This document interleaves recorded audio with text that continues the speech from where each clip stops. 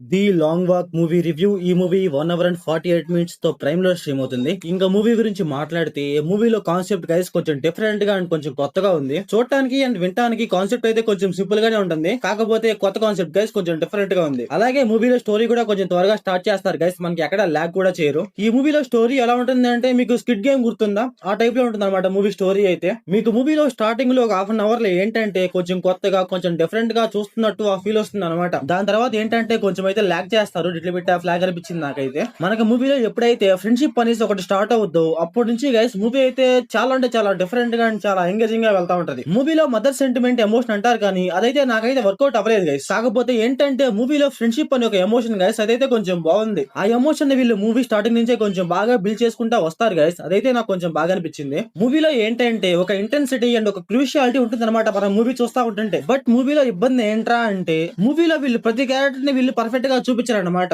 Only ఏంటంటే మన హీరోని అండ్ తన ఫ్రెండ్ ని అలాగే ఇద్దరు ముగ్గురిని చూపిస్తా ఉంటారు తప్ప ఇంకా ఎవరిని చూపించారు అనమాట. అక్కడ 50 మంది ఉంటే 50 మందిలో గట్టి కొడితే 20-25 మెంబర్స్ నే చూపిస్తా ఉంటారు అంతే. అలాగే మూవీలో ఎమోషనల్ స్టోరీ ఓన్లీ మన హీరోకే పెట్టకుండా మన హీరో వాళ్ళ ఫ్రెండ్ కి అలాగే ఒక నలుగురు ఉంటారు వాళ్ళకు కూడా పెడితే కొంచెం బాగుంది అనిపించింది గైస్. ఎందుకంటే అక్కడ గ్రిప్ ఉంది, అక్కడ స్పేస్ ఉంది. మూవీకి అయితే ఖచ్చితంగా ఇంపాక్ట్ అవుతుంది గైస్ అక్కడ పెడితే. ఓన్లీ ఏంటంటే మన హీరోకి చూపిస్తా ఉంటారు, అవైతే మనకైతే అసలు అంటే అసలు వర్కౌట్ అవ్వవు అనమాట.